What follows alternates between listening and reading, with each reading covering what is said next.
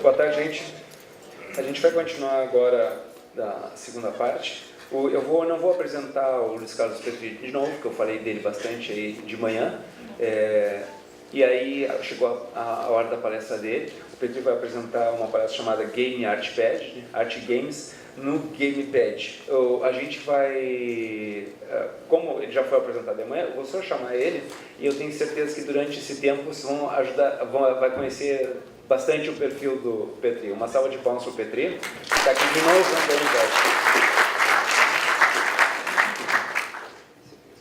Left, right, volta, segue.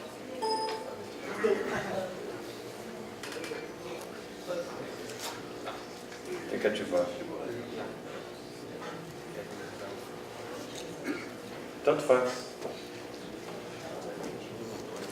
Para lá, eu sou meio... Esse não dobra, né? Tá.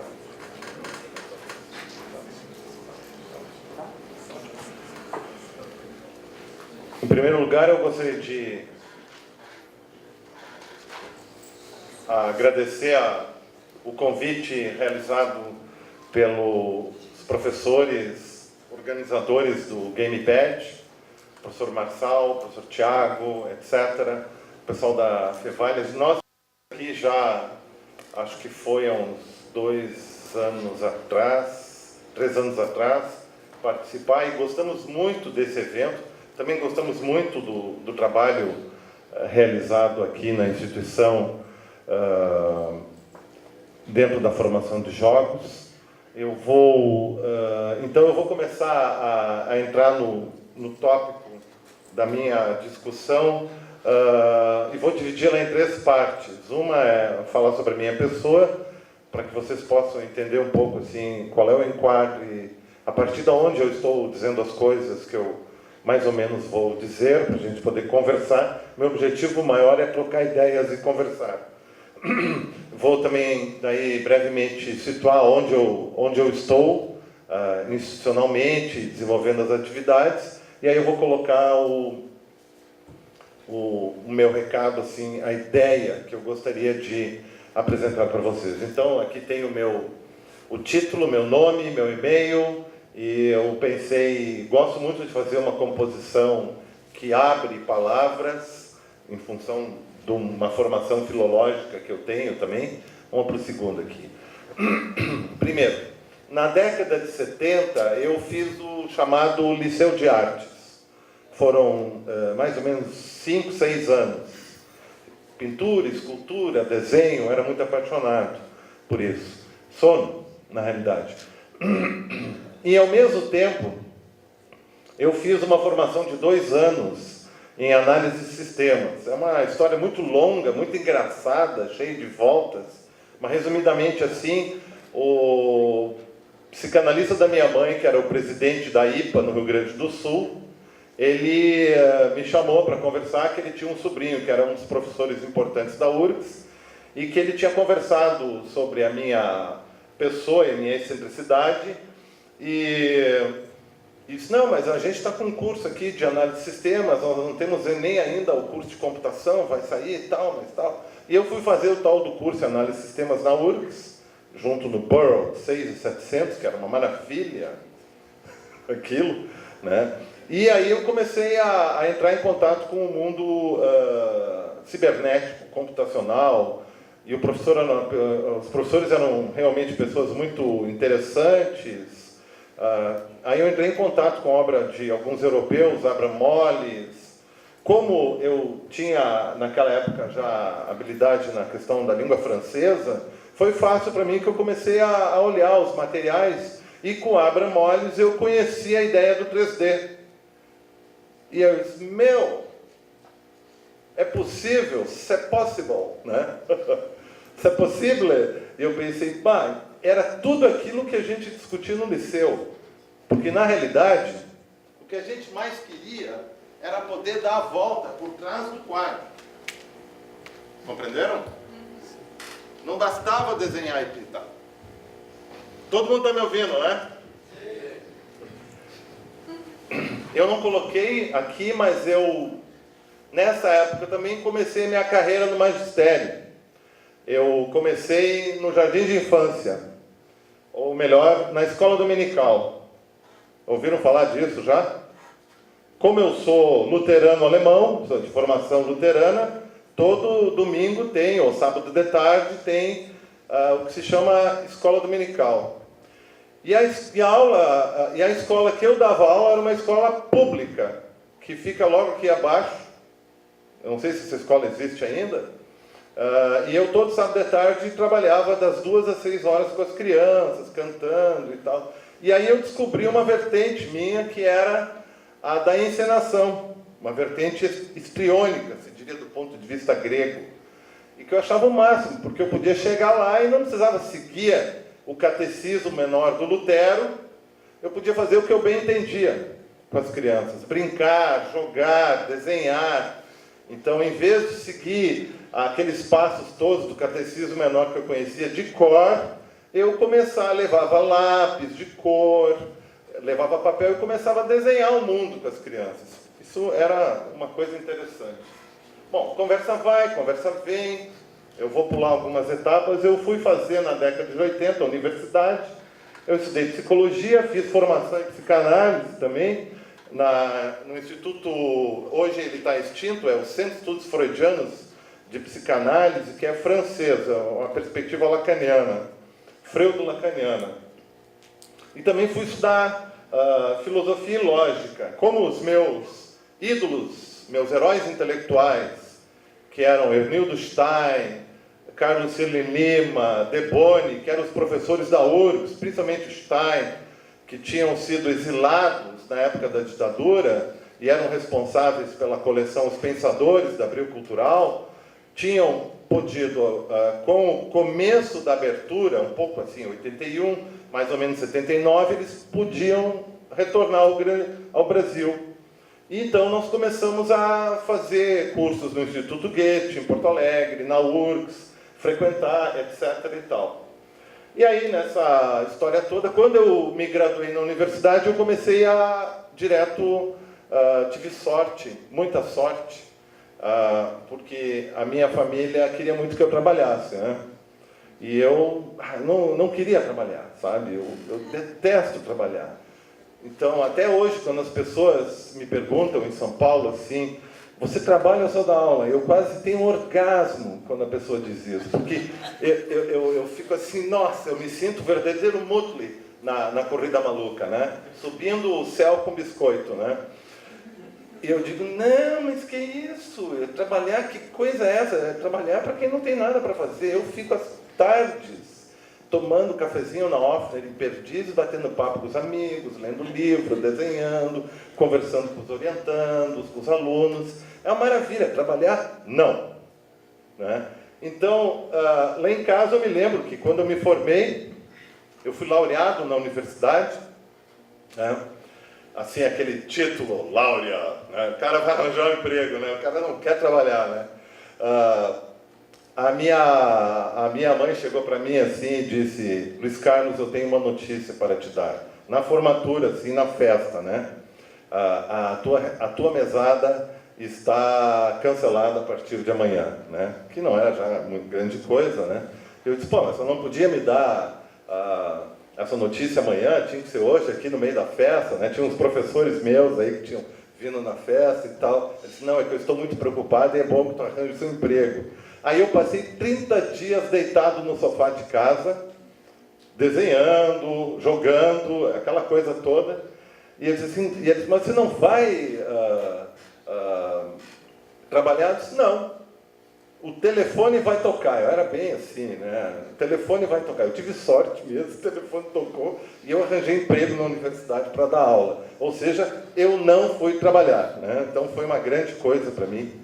E eu comecei, então, na universidade em 87, com ensino e pesquisa. Eu comecei direto também com pesquisa, foi uma sorte assim medonha, porque no primeiro mês eu propus que a gente fizesse pesquisa sobre o uso das novas tecnologias computacionais para a produção e transmissão de conhecimento. Título bonito, né? Vocês não acham, hein? Não é? Show de bola, né? Pois era, esse é o mesmo título, em 87. E o meu diretor de centro achou o máximo. E o reitor, que tinha sido meu professor, achou mais legal ainda, sabe? Pô, legal. Então me deram 20 horas aula para não fazer absolutamente nada, a não ser escrever, pesquisar. O problema é que, nessa época, os computadores eram muito pesados, não é que nem hoje, né? Eu posso levar um telefone, um Android, um iPad e projetar. Eu tinha que carregar o XT, o AT, o 286, 386, para lá e para cá.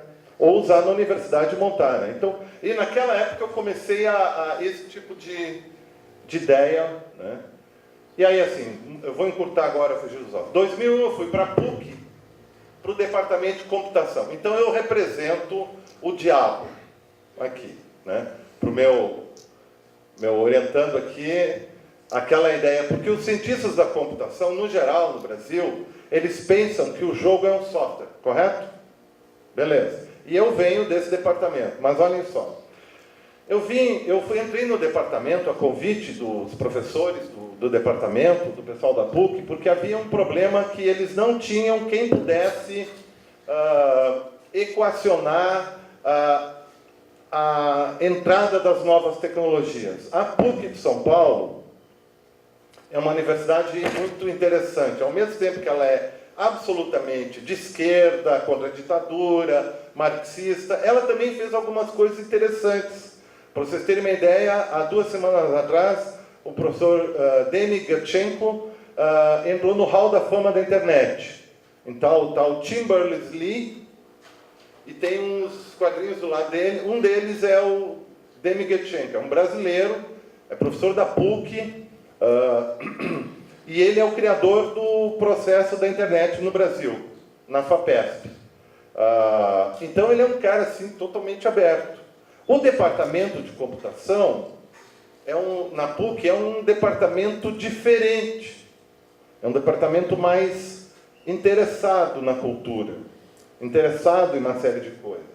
E como eu vinha de uma estrada, que eu fui professor de lógica, filosofia, durante 10 anos na universidade, eu conseguia conversar com os cientistas da computação, falar sobre Turing, conhecer o processo algébrico, conhecer fórmulas lógicas, a base na qual eles se debatem, e também conheci o pessoal da comunicação e o pessoal das ciências humanas. Isso me ajudou muito a fazer como se chama, um entrecorte, como se diz, né?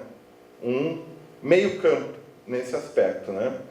Então eu desci lá na PUC, comecei a dar aula, a primeira coisa que eu fiz foi falar: os games são o futuro da humanidade. Bem assim, né?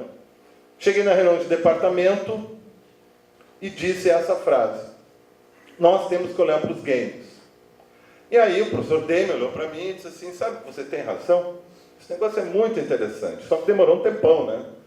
Então, demorei 6, 7 anos para que a gente pudesse, dentro da PUC, que é uma universidade de esquerda, marxista, toda cheia de dedos, com essas questões de gamificação e tarará, colocar um curso de jogos digitais e, ao mesmo tempo, junto com a professora Santaella, que é um projeto dela, colocar um mestrado e doutorado.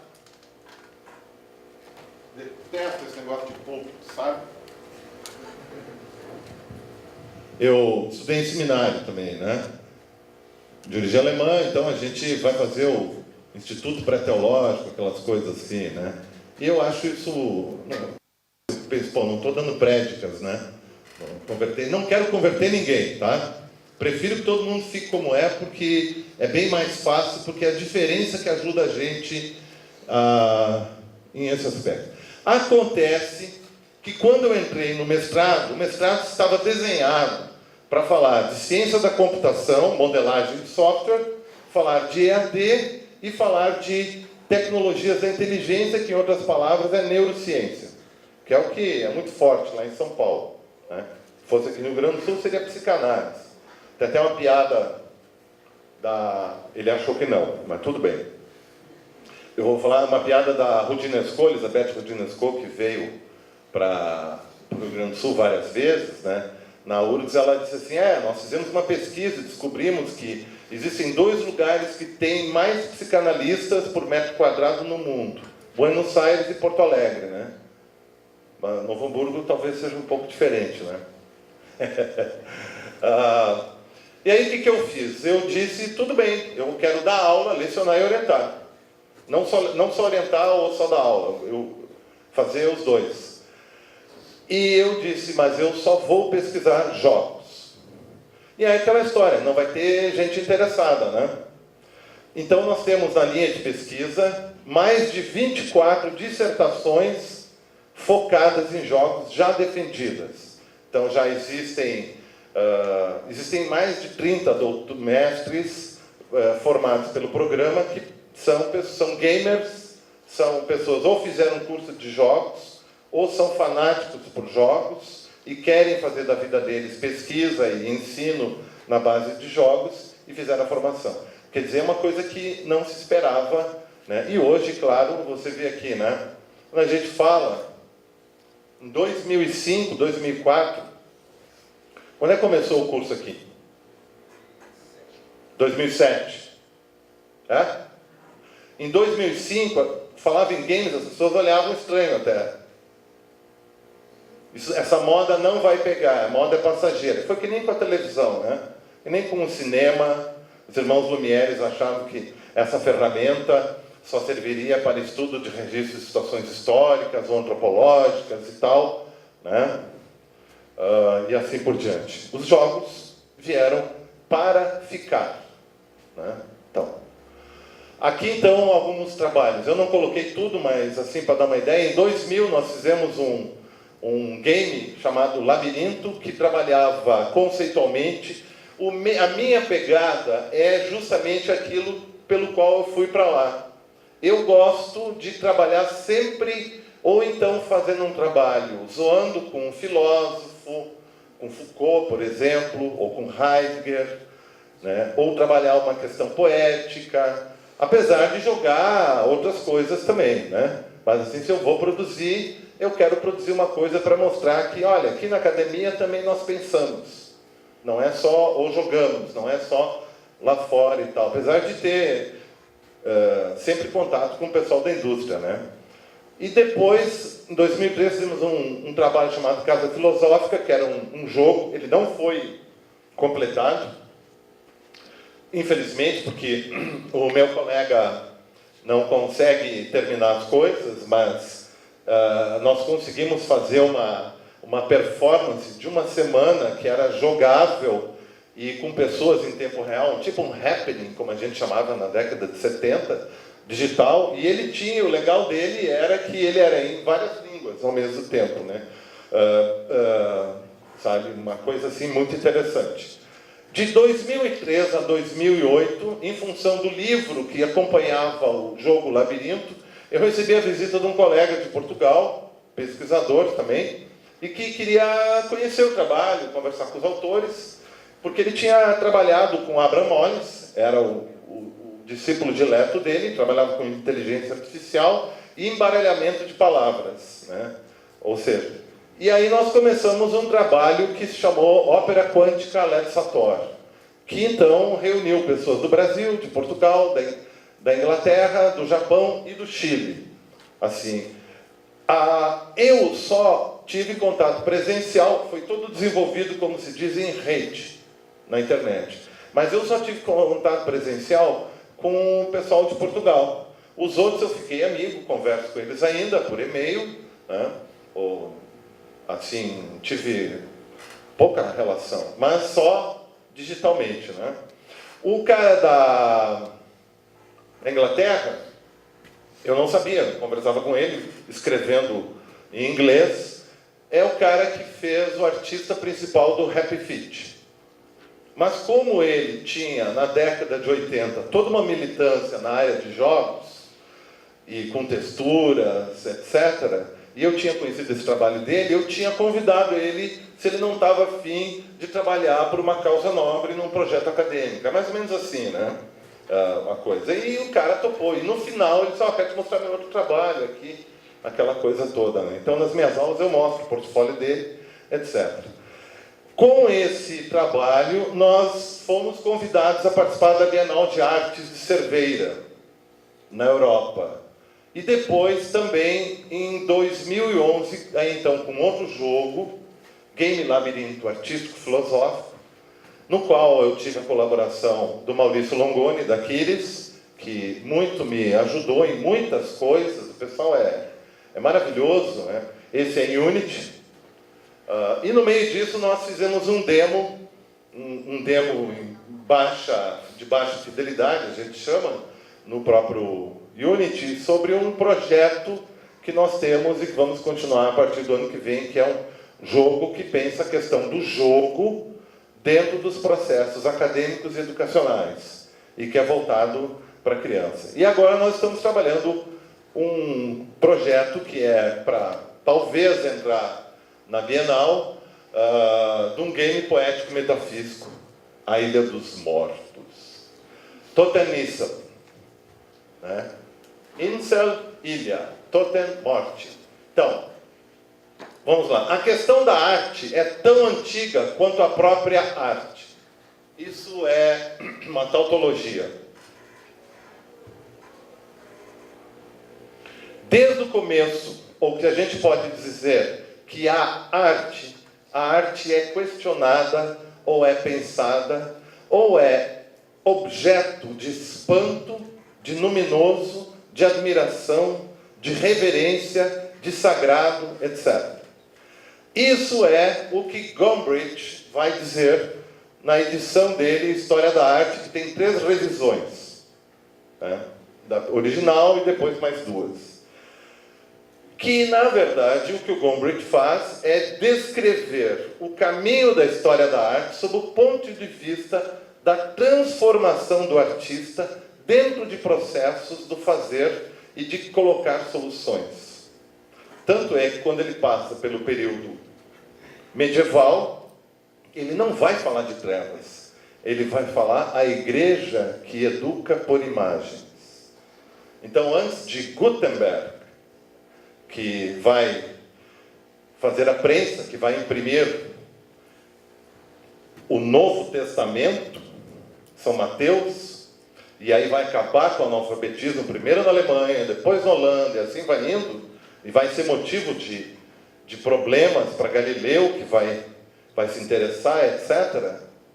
Antes disso, a igreja, durante a Idade Média, transmitia tudo sobre o santo, sobre a vida, sobre a essência, sobre a ética, através de imagens, né? Então, Gombrich vai trabalhando essa perspectiva, né? Só para colocar essa... Porque nós temos um trabalho todo nessa questão de que a imagem diz coisas. Bom, aí vamos lá. Arte e jogos são estruturas primordiais da humanidade. Nem todo mundo concorda com isso. Entretanto, os antropólogos e os filósofos concordam com isso. Então, quando nós vamos ver as pinturas de arte rupestre em Lascaux, alguém já chegou a ver essas pinturas dos bisões e tal? Eles pintavam em paredes altas, aéreas, e em lugares extremamente difíceis, né? Então, até tem um vídeo na internet feito pela BBC e um pela acho que é a Universidade de Paris, que andou fazendo, para mostrar como é que era esse processo do artista, né? E tem um detalhe muito interessante, que nessas pinturas, eles não só vão pintar os animais com várias camadas, texturas, mostra-se todos os trabalhos, mas o próprio questionamento do artista, que é discutido pelos autores, quando ele vai pintar a sua mão, em que alguns interpretam como uma espécie de assinatura. E você tem 2 tipos de mãos. A mão, onde por fora é pintado e se tira, e você tem uma silhueta, e a própria mão colocada. Quando eles vão fazer isso, outros autores identificam um questionamento sobre vários elementos do pensamento dos artistas, né? Ou seja, processo, forma, figura, fundo, camadas e assim por diante. Ora, pintar e jogar possibilitam acesso ao sagrado e à cultura. Eu botei 2 autores aqui. Shannon e McLuhan. Vocês já ouviram falar do Shannon aqui? McLuhan, todo mundo já ouviu falar? McLuhan é famosíssimo na comunicação, um autor importante. Mas o Shannon hoje é quase desconhecido quem faz curso de comunicação, ou quem fez curso de comunicação há pouco tempo atrás. Mas quando os cursos de comunicação no Brasil se instituíram, ou seja, quando eles começaram, e a comunicação, para saber, é uma área muito recente, né? Bastante recente no nosso país, né? O autor que era dado em teoria da comunicação era um cara chamado Shannon, que ele tinha escrito um livro chamado Teoria Matemática da Comunicação. Esse livro é usado pelos cientistas da computação também. Porque o Shannon, na realidade, que trabalhou nos laboratórios nos Estados Unidos, e era um cara muito inventivo, né? Foi amigo de vários lógicos e matemáticos, ele era um engenheiro, ele trabalhou nos laboratórios da Bell. Ele acreditava que o essencial das transmissões era um problema de comunicação de entrada e saída. Então, toda essa teoria que hoje, às vezes o pessoal fala de nós temos um emissor, nós temos um receptor, nós temos um código, nós temos entrada, nós temos saída e tal, isso é derivado desse trabalho do Shannon. Já o McLuhan é muito interessante ver. O McLuhan, na verdade, é uma pessoa que se das letras, um grande literato, um defensor das letras. E qual era o projeto de pesquisa dele?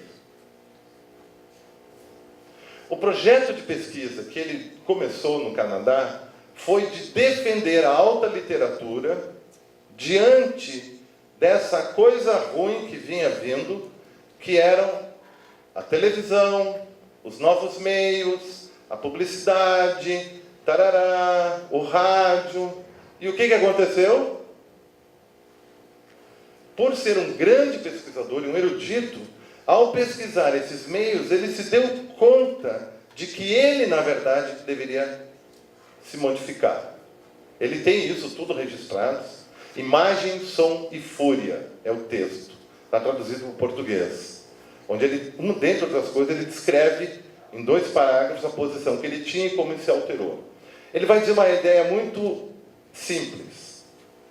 Quando um poeta X, lá nos Estados Unidos, famoso pelas suas declamações e pela sua poesia, resolve aceitar o convite para ir a uma estação de rádio e declamar os seus poemas em tempo real e receber os telefonemas e retruques dos seus ouvintes, aconteceu algo com ele que ele ficou surpreso e a própria estrutura da poesia dele se modificou. Compreenderam? Então, aquela famosa ideia. A entrada num novo meio modifica a estrutura do objeto. Então, essa é uma das coisas que o McLuhan vai trabalhar, que é super interessante e bem resumidamente. Então, na realidade, como eu estou falando de arte, mas parece que eu não estou, né? Mas assim, se eu saio do desenho e vou para calculeira computacional, né? Eu aprendi a programar. Quando eu quero, eu vou lá e estudo e programo, não há problema, né? Eu altero a minha própria forma de ser. Então, quando os defensores dos jogos dizem que o game, ou os jogos digitais, é uma atividade transdisciplinar e interdisciplinar, eles têm razão. Porque é transdisciplinar, porque eu preciso entender algo como programador de arte.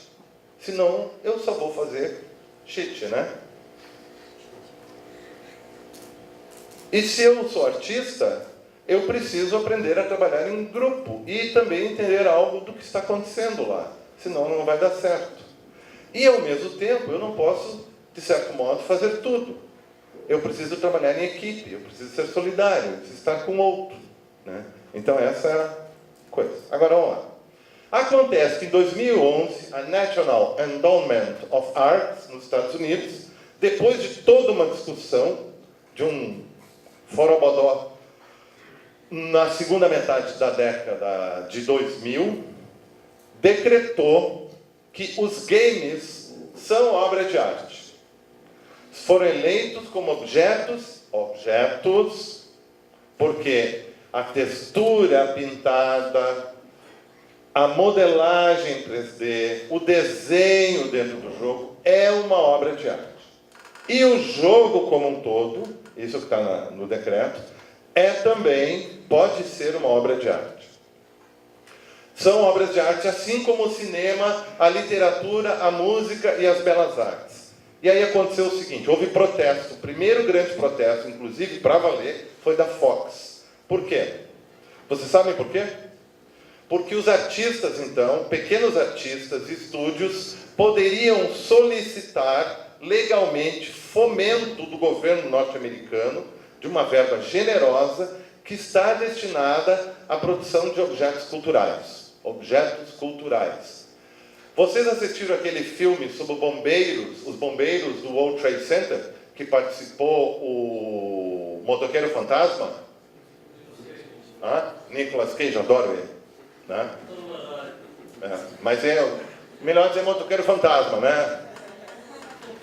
Aquele é um filme patrocinado, grande parte da verba, a partir do NEA.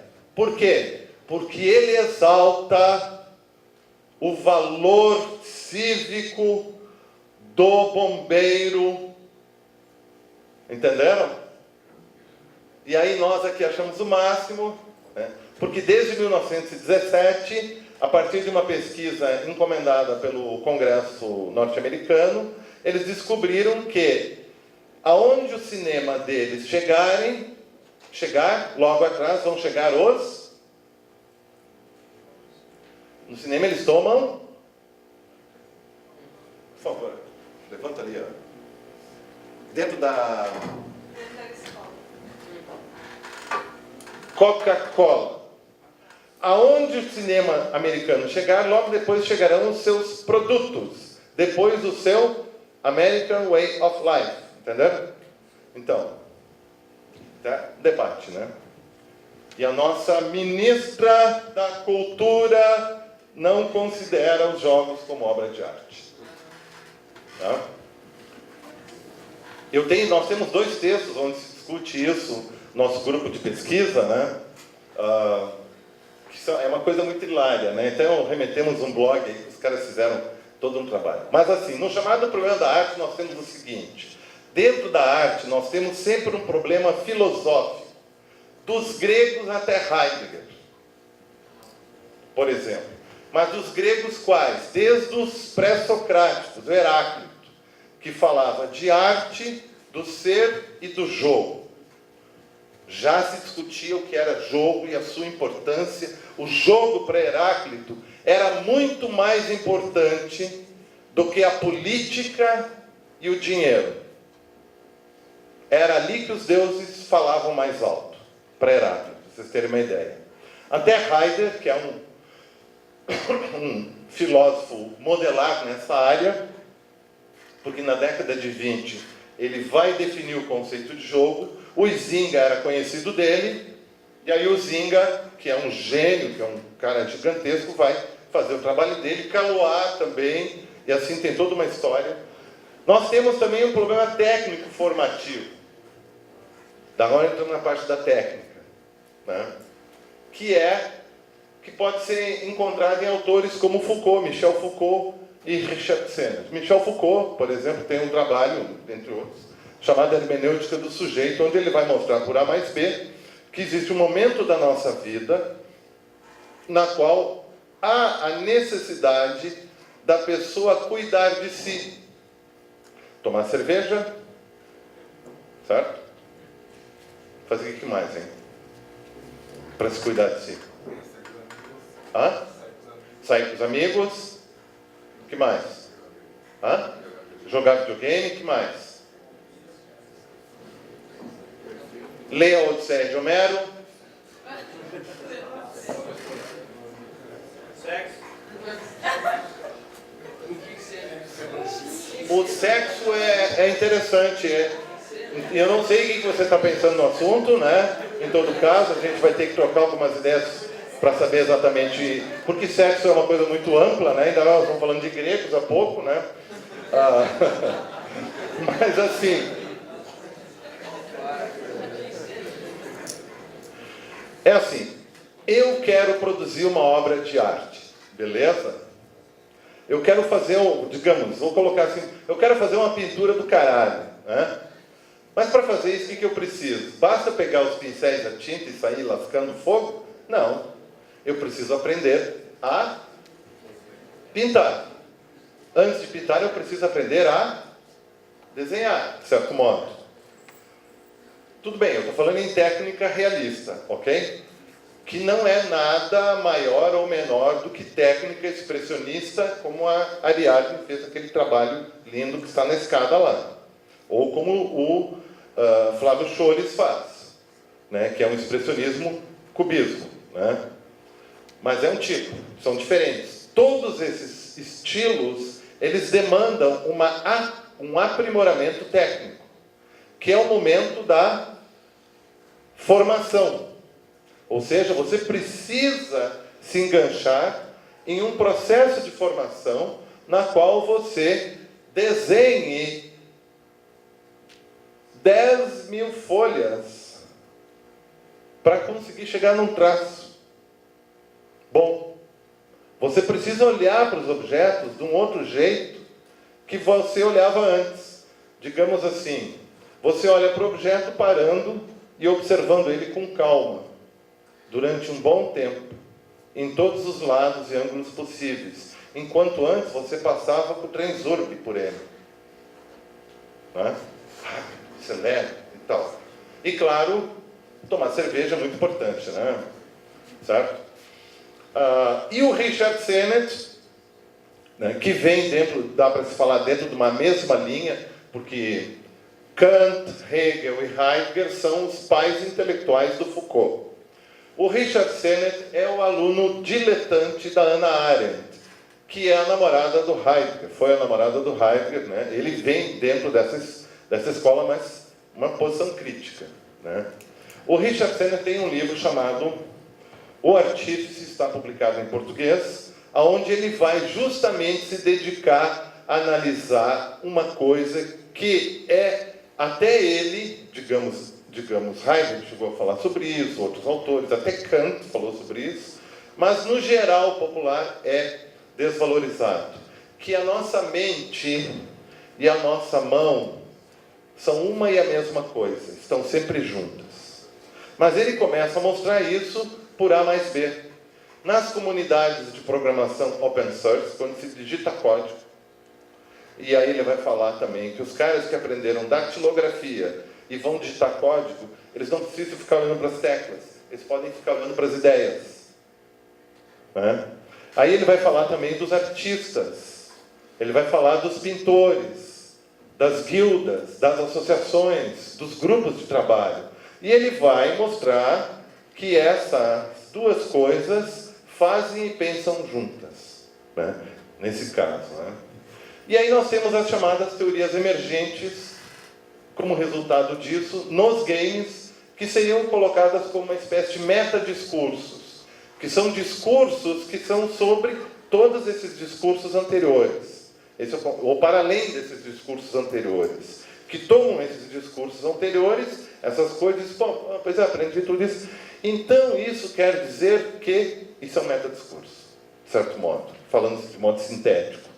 Mas esses metadiscursos, eles nascem do trabalho. Eles não nascem daqueles jornalistas que ficam escrevendo, mas às vezes jogam, às vezes não. Ou pegam resenhas e fazem resumos. Entenderam? Na verdade, essas meta-teorias ou meta-discursos nascem do trabalho dos próprios desenvolvedores de jogos. e pesquisadores de jogos, que estão fazendo jogos, pensando os jogos, jogando os jogos e conversando os jogos. E é por isso, quem jogou BioShock aqui já? Quem gosta de BioShock? Todo mundo gosta? Eu adoro. Eu adoro, porque quando eu joguei BioShock pela primeira vez, eu pensei, meu caramba, esse troço aqui é incrível, esse cara pensa. Aí eu comecei a ir atrás dele. Eu pensei, esse cara está fazendo um tratado filosófico, porque eu passava pelo Art Deco, olhava isso, olhava aquilo, não, mas espera aí, isso aqui tem referência. Daí a formação é importante, entendeu? Eu podia ler os signos que ele estava dizendo, em função da encheção de saco dos meus professores. Você tem que saber o que é isso, você tem que ler o Lia do Homero, sabe? Você tem que conhecer Marx, conhecer os caras que odeiam os marxistas, como a Ayn Rand, que é uma filósofa russa, que foge de lá e escreve o livro A Revolta de Atlas, Atlas Struggle. Alguém chegou a conhecer esse livro? Fundamental. É a Bíblia do BioShock. Porque o Levine pegou Admirável Mundo Novo, do Orwell. Ele leu, é um cara inteligentíssimo, vem da área do teatro, sabe? Roteirista, encenador, culto pra caramba. Ele leu 1984 do Orwell. Pegou esses dois, aplicou tudo ao avesso sobre a obra da Ayn Rand, da meritocracia, sem Deus, sem Estado, cada um por si e contra todos. Isso é meritocracia. Entenderam? Eu sobrevivo e venci por mim. Nada de conchavo político, populismo, né? Vagabundo não tem vez, não é isso lá, BioShock?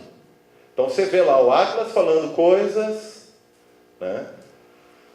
E assim vai, né? E é isso. Nem, dentre outros, né? Tem outros autores, eu tenho mais coisas que eu preciso mostrar, então sou muito sintético. O problema da palestra é que a palestra sempre é uma porcaria, né? O palestrante pode ser engraçado, mas ele sempre diz tudo pela metade. Mas veja um outro lado positivo. Dizer algo pela metade significa que você, vamos lá assim, ó, tio Sam, você vai completar a lacuna. Porque se eu disser tudo, nós podemos encerrar o universo, né? Acabou, né? Chega. Filosofia, ela nos traz a formalização dos conceitos. Eu gosto muito de dizer na minha disciplina, que eu dou um seminário, eu chamo de seminário, né, em homenagem a Platão, né, sobre games no TID, a filosofia só tem uma tarefa: encurtar as orelhas. Qual é o benefício? Os cabelos conseguem cair por cima, não é? Não é verdade? Dá para ter cabelo que nem Beethoven daí, numa boa, né? Tá? O segundo, a cultura. Daí cultura é legal, porque entra antropologia, literatura, televisão. Está mal feito isso, vocês vão dizer. É verdade, está mal feito, é incompleto, mas eu estou pegando grandes áreas. Temas fundamentais. Os temas fundamentais não estão na filosofia. A filosofia, ela ajuda a gente a entender coisas, a tornar o nosso pensamento mais legal, conseguir ver numa abobrinha coisas interessantes, estruturas. Mas os temas fundamentais estão ele falou antes lá.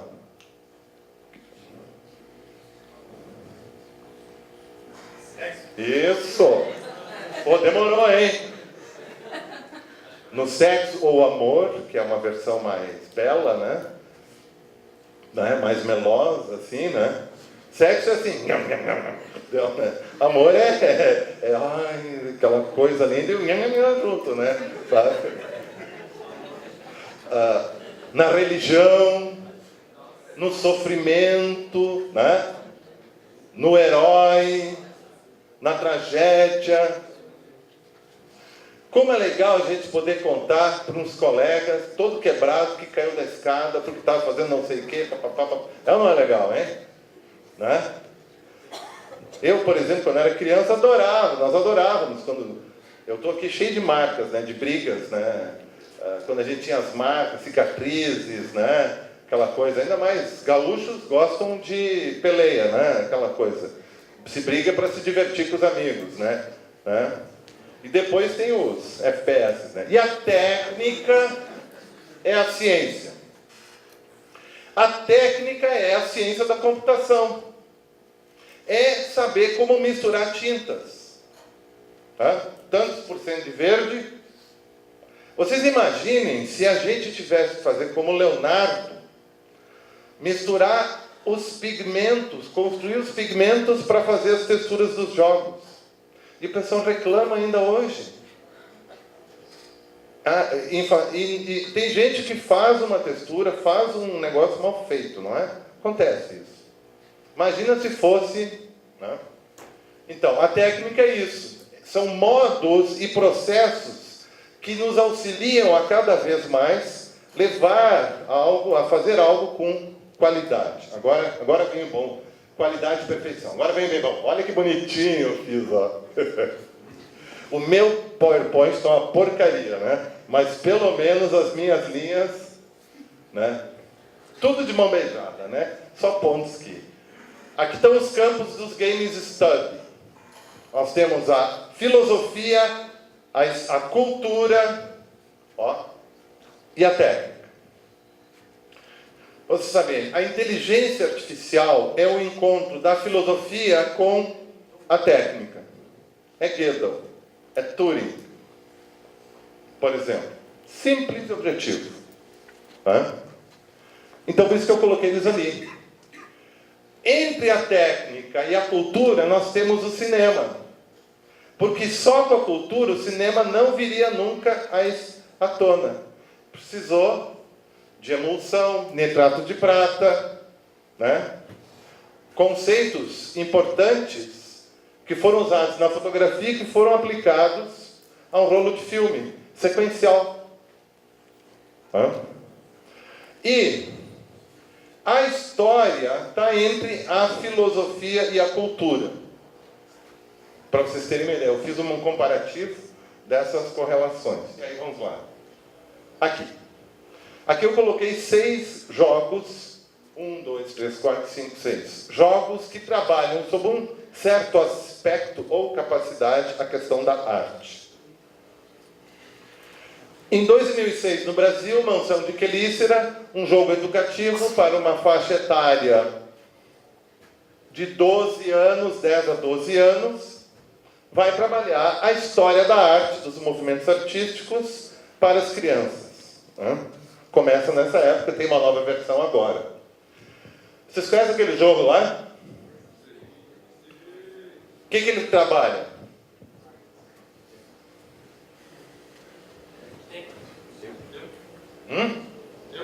Deu? Não é a bomba? Ele leu uma poesia de um brasileiro chamada Rosa de Hiroshima. E disse, nossa, aqui está a revelação. Vocês conhecem essa música? Ou essa poesia? A Rosa de Hiroshima, muito branca e bela, é a Rosa de Hiroshima. Nem Mato Grosso, com os... Só metade, né? Dentre outras coisas, o autor daquele jogo está trabalhando um problema filosófico, ético-filosófico, em relação à questão do projeto Manhattan, da bomba atômica. Quando eu falo de tempo, quem falou em tempo? Acertou. É a estrutura, a essência da mecânica, que é um conceito filosófico. Tá? Tempo e narrativa não podem ser separados. Paul Ricoeur. Né? Ok? E escondido atrás disso está o problema da namorada, né? Que é a bomba. E esse ali, vocês já jogaram PlayStation 3? Flowers. Aí as ideias vão adiante. Segundo o ponto de vista do vosso humilde servo que aqui está, e eu não acho que eu sou o dono da verdade, vamos começar por aqui, convenhamos bem, né? Tá? Eu não sou o dono da verdade. Mas uma coisa que eu acho que está aí é a musicalidade imersa no espírito da natureza silvestre. Então, quando eu jogo Flower, muitas vezes eu me sinto como se eu estivesse escutando a pastoral de Beethoven. Não tem nada a ver uma com a outra, mas o espírito está ali. Vocês já jogaram Flower? Quem já jogou aqui?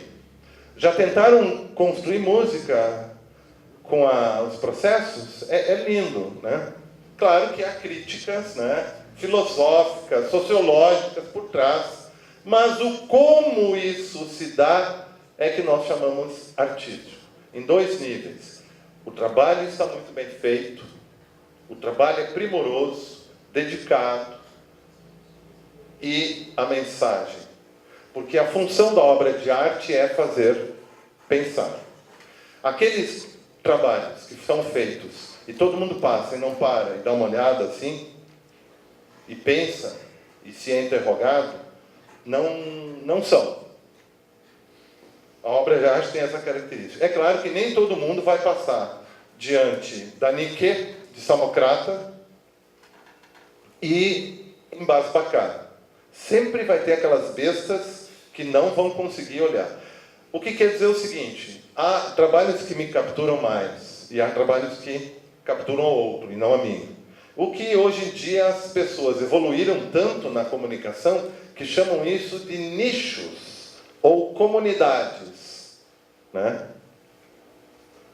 Por exemplo, né? Os jogos todo mundo sabe, né? Isso. Ali está o labirinto artístico filosófico que eu coloquei assim como brinde, né, na coisa, porque uma obra de arte, e aí tem um problema. Todos esses trabalhos existem e eles só serão considerados arte mesmo universal na história dos games só depois que seus autores morreram e o troço, aí eles vão ser marcas. Alguns vão ficar, outros não. Que é um trabalho filosófico de questionamento, né, onde se discute esteticamente uma série de questões. Né? E esse aqui, vocês conhecem? Esse aqui me dá nos nervos, porque eu joguei 2 vezes e tive o mesmo problema, eu não vou dizer qual é, porque eu não vou falar mal do desenvolvedor, tá? Mas eu caí naqueles espaços dos colliders, onde você fica preso no fim do jogo, né? Mas eu reconheço que a cagada é minha, né? Então, eu quis fazer não sei o que, né? Mas esse aqui é um trabalho lindo, maravilhoso, onde também existem questões. Se você tirar a questão de dentro, ele fica journey, fraco. A questão da recuperação, a gente diria psicanaliticamente, da reparação, de reconstruir o espírito da civilização que está morta, a alteridade, e assim vai indo, etc. E aqui o trabalho que eu adoro, todo mundo jogou. Quem jogou o Dear Esther?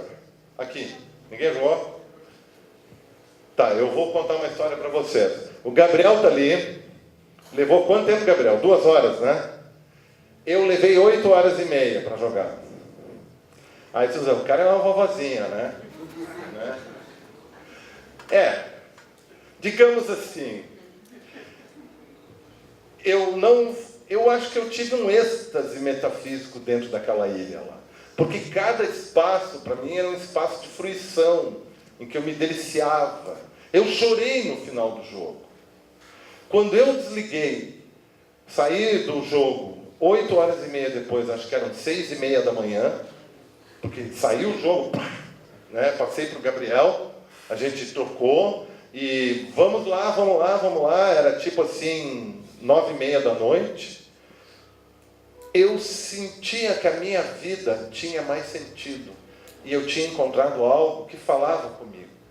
Vocês estão entendendo? Porque assim, é muito difícil sobreviver. Primeiro porque eu acredito em jogos que viajam na maionese, certo?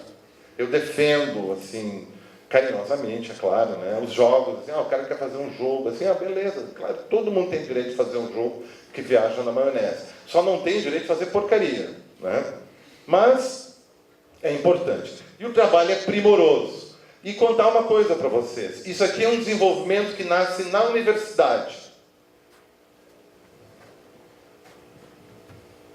Procurem no site e vejam o chefão lá do quarto chinês. De que universidade é. E de onde nasce toda aquela coisa deles. Inclusive a amnésia deles, né? A fábrica dos porcos, etc. Aí vocês vão dizer, pô, quer dizer que é possível? É possível. E aqui, então, e agora eu vou falar. Então, essa é uma figura topológica. Eu adoro topologia. Eu nasci com um defeito genético que eu olho para as figuras topológicas matemáticas e eu consigo enxergá-las aqui na minha cabeça. O toro, a garrafa de Klein. Quando eu estava no liceu, eu desenhava elas nas várias posições. Quando eu consegui comprar a minha máquina, né, eu comecei a modelar elas no 3D Studio para o DOS, versão 2.0, custou uma fortuna aquele negócio, né? E logo eu comprei um Amiga HD 2000 e mandei vir da Alemanha um software chamado Cinema 4D, que era para Amiga. E aí era muito mais gostoso até de modelar, porque eu tinha não uma ou duas cores, né? Eu tinha 16 milhões de cores, né, para trabalhar, né? Então, aqui o que acontece é que no texto, num dos textos a gente dá uma explicação um pouco mais detalhada. Essa correlação do dilema do artista entre o fazer e pensar, olha, fazer, pensar. A gente diz, são duas facetas na minha vida, o fazer e pensar. Aquilo ali é uma estrutura que só tem um lado. Se vocês passarem o dedinho de vocês vão percorrer ela toda do pensar e vão acabar chegando no fazer. Chama-se banda de Moebius. De Moebius. Fita de Moebius também pode ser dito. Acontece que aqui está o que nós chamamos, no vermelho, a arte, que é a torção. Sem esse vermelhinho ali, torsionado, e ao mesmo tempo essa torção é uma ligadura entre os dois, e é uma ligadura que faz um se transformar no outro. Isso é esquisito, já é quase um paradoxo. Não há nem fazer, nem pensar. Então a arte, ela é essencial nesse sentido. Existe uma demonstração topológica, simbólica, no sentido de ser escrita com calculeira para mostrar isso aqui, tá? Vocês quiserem ler, está publicado no livro Psicanálise e Sintoma da Cultura, volume 2, de 1992, num texto meu que se chama Do Porquê Nada Funciona, tá? Então, tá lá. Então, bonitinha a forma, né? Eu também acho o máximo, né? Eu chamo ela de coração topológico, sabe? E agora? Olha só que linda essa imagem, não é? Não é uma poesia? Vamos parar um pouquinho. Esse cara que está ali é do Terceiro Exército. Vocês sabem o que é o Terceiro Exército? O Terceiro Exército fica baseado no Rio Grande do Sul. A unidade central é em Santa Maria hoje. Aquele ali é um dos membros da tropa do Brizola, em 1960, que evita a ditadura naquele momento, na chamada legalidade. Quem fez isso? São nativos de Porto Alegre, onde aconteceu aquele fato. Se vocês jogarem o bootcamp e vocês andarem a pé, da usina do gasômetro até o começo da ponte, vocês vão encontrar partes do ambiente que foi usado para a construção. No cais do Porto. Tá?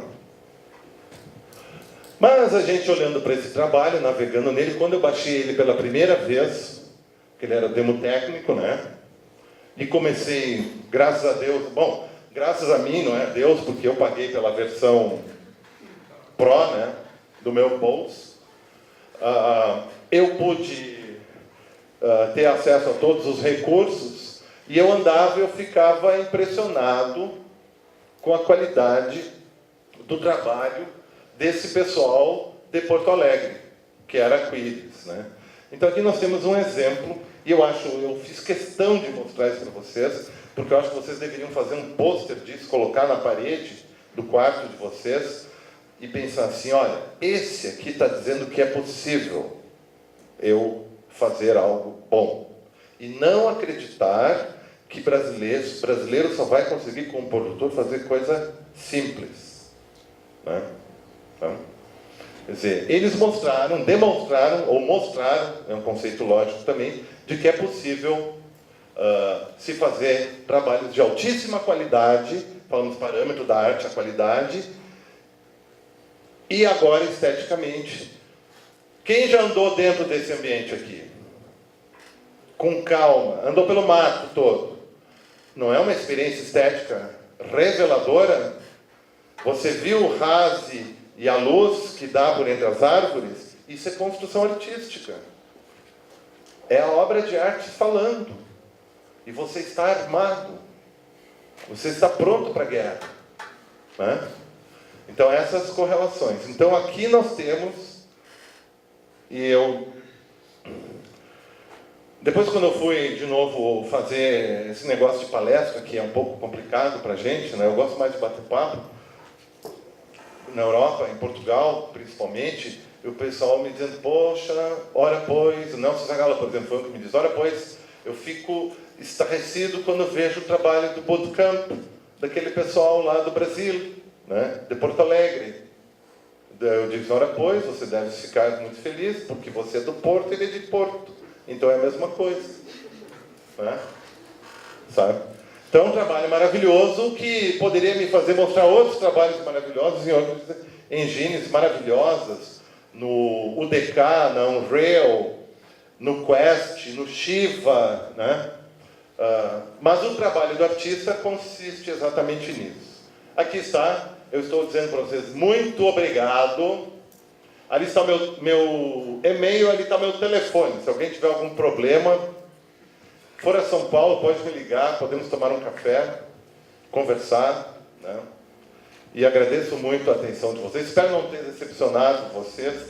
Se eu decepcionei vocês, por favor, falem, porque eu vou ter uma crise de nervos e vou começar a chorar. Eu queria também elogiar uma outra coisa. Tem uma pessoa, eu não vou ter que dizer isso, porque eu estive conversando com o Marçal desde o ano passado sobre um trabalho que ele está fazendo, que ele pediu para mim não comentar público, mas eu tenho acompanhado o máximo que eu posso. E aí eu disse assim, cara, o teu trabalho está maravilhoso, tá um desbunde, como a gente dizia na década de 70. Hoje é meio problemático dizer isso, né? Principalmente depois do Cartoon Network, o bundes de fora, né? Mas eu queria elogiar o trabalho da Bianca Zanetti, ela está aqui, a Bianca Zanetti, que é uma artista promissora. Então, manda ferro, manda brasa, guria. Parabéns, eu vi o seu trabalho, ele me mostrou. Então, o que mostra, assim, que é muito importante ter essa perspectiva, né? De produção, qualidade, né?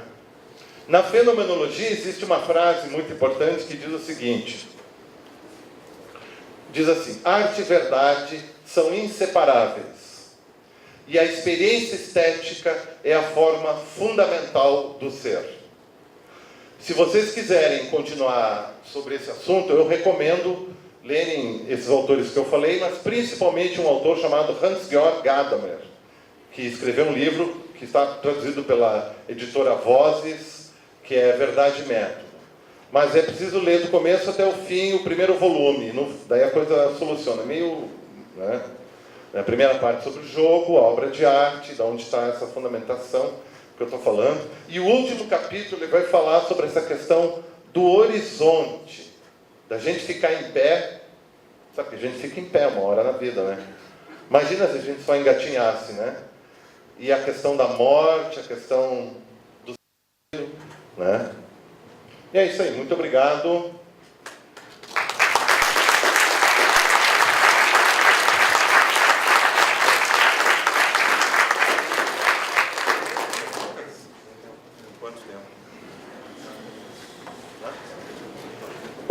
Eles me disseram que existem 5 minutos para perguntas. Se alguém quiser, pode ser perguntas, intervenções, concordâncias, discordâncias, sem problema.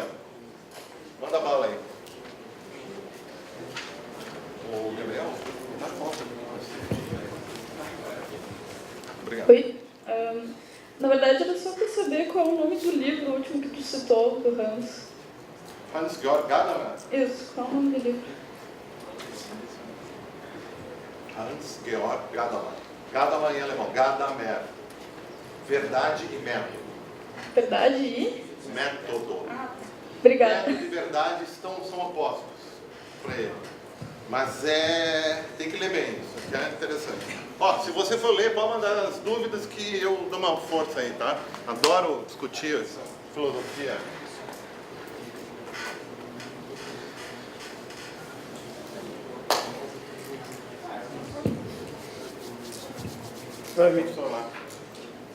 Não, pode ir, você primeiro aqui. Claro. A minha dúvida é, o que você acha que falta para os games, já que já existe uma forma de convenção, foi feita uma convenção que estipulou que games são sim uma forma de arte. O que tu diria que falta para eles serem mais respeitados como uma forma artística, como o cinema é hoje em dia? Não,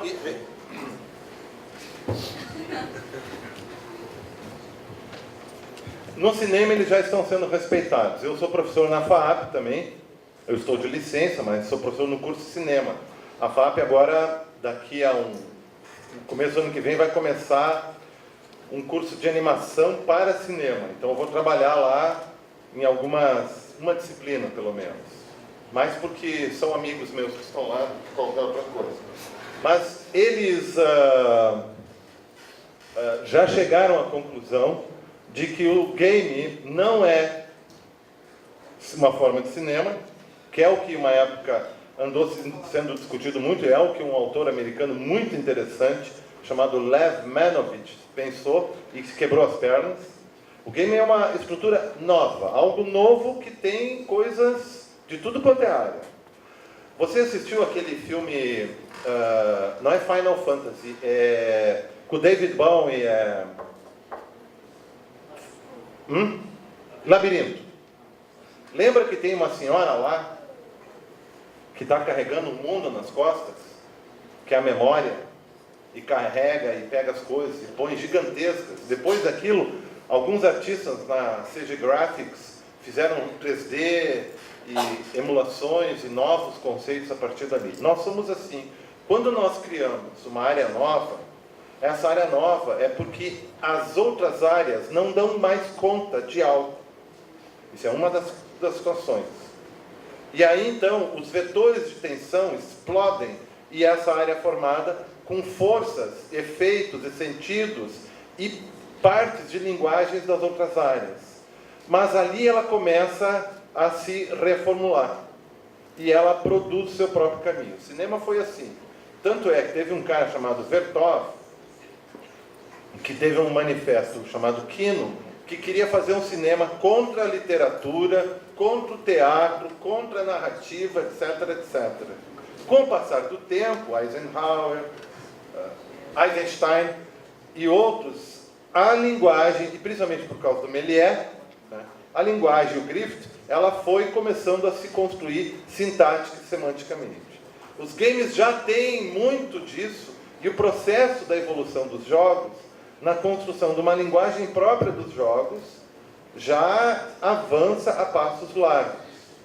Entretanto, no sentido político da coisa, nós precisamos ser mais organizados.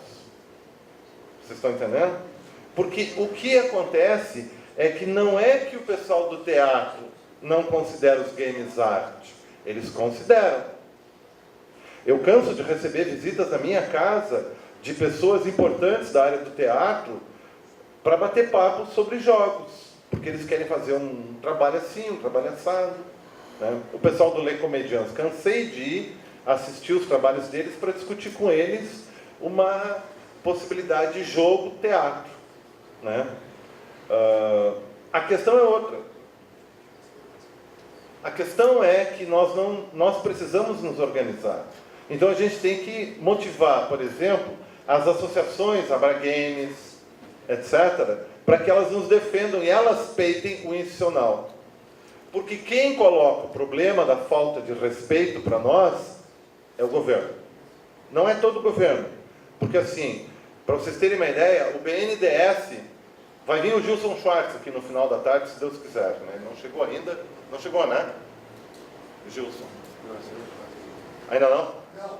O Gilson vai falar, talvez, sobre Games for Change. Mas o Gilson e eu somos amigos, né? Trabalhamos juntos num projeto do BNDES, que é um projeto que reuniu a USP, PUC e a Universidade Federal do Rio de Janeiro. Basicamente, que ficou assim, pessoal. Que é o projeto das recomendações para a indústria de jogos no Brasil, que é nascente, né? Então, nós trabalhamos durante 2 anos nesse projeto, com várias áreas, várias outras pessoas. Eu estou citando que o Justo vem aqui, né? E nesse projeto foi pago pelo BNDES, entendeu? Foi financiado pelo governo, né? E ele vai nortear o Ministério da Cultura e o da Educação, e ela vai ter que engolir isso aí, sabe? Porque os games, inclusive eu fui responsável por um texto lá, normativo, que é o do conceito de jogo e se jogo é arte ou não, se é um objeto da cultura ou não. Então fiz toda uma revisão, né? E era para ser um texto assim, bem acadêmico, para mostrar isso e aquilo, sabe? Fulano, Beltrano, Ciclano e tal. Então, essa valorização, ela cada vez é maior. Se você mora onde, hein? Você foi em Novo Hamburgo, se amanhã de manhã, às 11 horas, você for lá no Luna Bar, sabe onde é que é? Hã? Você vai me encontrar lá, porque eu vou tomar um cafezinho às 11 horas com uns amigos meus, né? Mas assim, e você vê o pessoal falar sobre jogos, eles vão falar do surpreendente que é a coisa. Agora, nós temos que construir o nosso caminho dentro da coisa, tá entendendo? Os jogos... O duro é quando os jogos forem totalmente respeitados e consolidados. Aí nós vamos ter que fazer uma outra revolução, tá? Porque o bom é viver a revolução, o processo de construção. Depois é tédio, né? Quem leu a Divina Comédia do Dante Alighieri sabe que o inferno e o inferno é maravilhoso. O purgatório é mais ou menos. E o céu, gente, é uma chatice total. É ou não é? Você leu, né? Entendeu? O bom é a construção. Vocês são pioneiros. Por quê? Porque vocês fazem parte, nos primeiros 10 anos, daquelas pessoas que se formaram como profissionais na área de jogos. Entendeu? Eu não. Eu sou um dinossauro. Porque eu tive que fazer tudo o que eu precisava para poder dizer e defender que eu achava os jogos maravilhosos, né? Eu ouvi muitas vezes que eu era louco. Eu ouvi do reitor, do centro, da universidade onde eu dava aula, eu era um professor super respeitado. Me convidaram depois para voltar, direto como titular, e eu disse, não vou deixar os meus amigos aqui, tem meus amigos, a gente está trabalhando e tal. Dele dizer para mim, Petri, você está ficando louco, porque eu propus que nós fizéssemos um curso de jogos. Sabe? E eu dizia para ele, olha, mas a gente tem que fazer uma coisa que junte, não pode ser só comunicação ou só computação, tem que balancear, né? Essa era a minha ideia, né? Então, a defesa tem que ser toda hora. Por exemplo, um de vocês tem que ter uma coluna de jogos no Jornal da Cidade. Aí a coisa melhora. Porque tem coluna de jogos no NH, hein? Tem? Ah, beleza.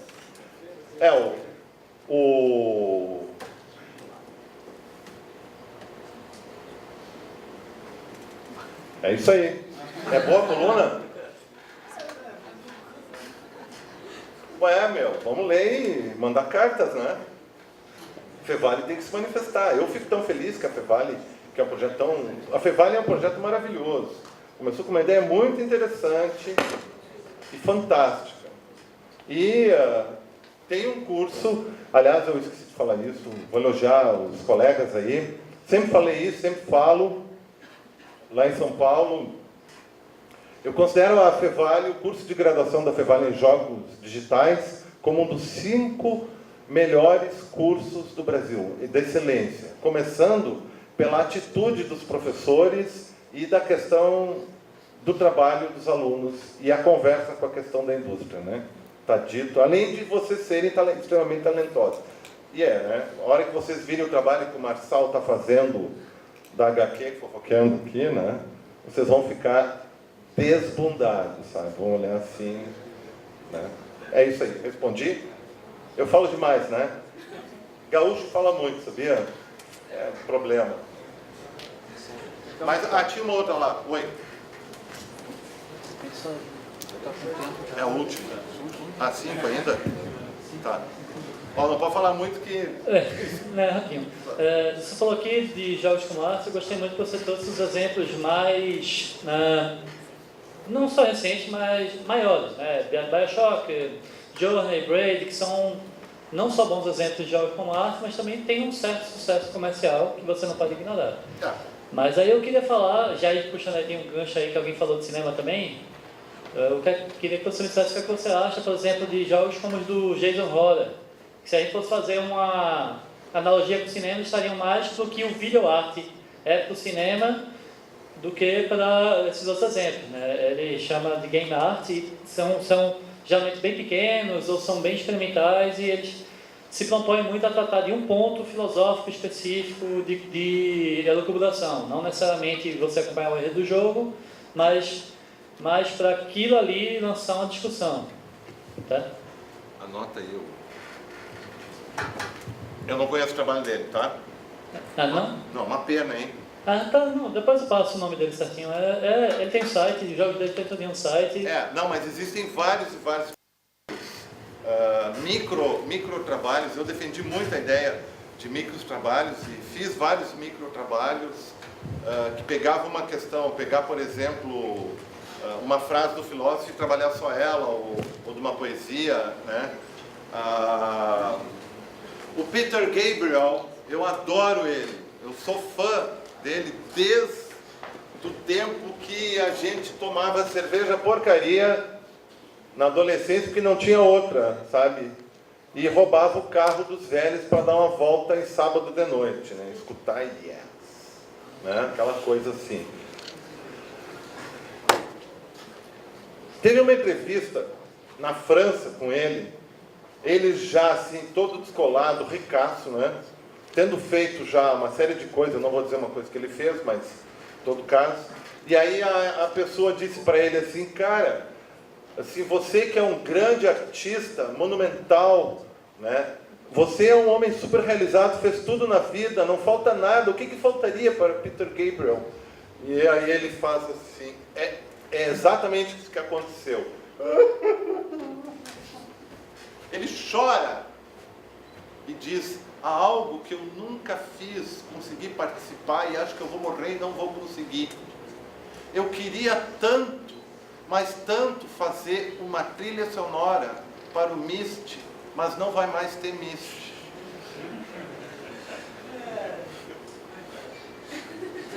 Myst, não sei se o pessoal conhece, eu sou da comunidade Myst, né? Eu sou adicto Myst, tá? Eu participo, eu colaboro, todo ano eu dou dinheiro para o nosso novo trabalho, né? Que vai sair um Rail 4, vai ser uma loucura, né? Então assim, já cheguei a dar $1.000, né? Porque eu tenho fé na coisa, né? Agora eu dei só 200 dessa vez porque eu estava com outros compromissos, né? Mas os meus orientantes sabem, eu tenho na minha casa um modelo de cada versão do jogo diferente, entendeu? Em caixinha e tal, plástico. Eu amo, porque aquilo mudou a minha vida. No outro dia toca o telefone, o Robin Miller telefonou para ele e disse: grande Peter Gabriel, nós estamos fazendo Revelations. Você participaria conosco na composição da trilha sonora? Vocês tinham que ter ver o foguete que saiu voando lá da Europa para Washington, que não é a capital, é a outra, né? E aí nós temos aquela obra maravilhosa, né, no Revelation, que é uma peça do Jack Wall com o Peter Gabriel, entendeu? Então essas coisas nós precisamos fazer. Pegar os músicos aqui da cidade, por exemplo. Nós estamos fazendo isso lá na Ilha dos Mortos, né? Com o André Cristóvão, que é da área do jazz. Ele vai entrar. Mas a arte é isso aí, né?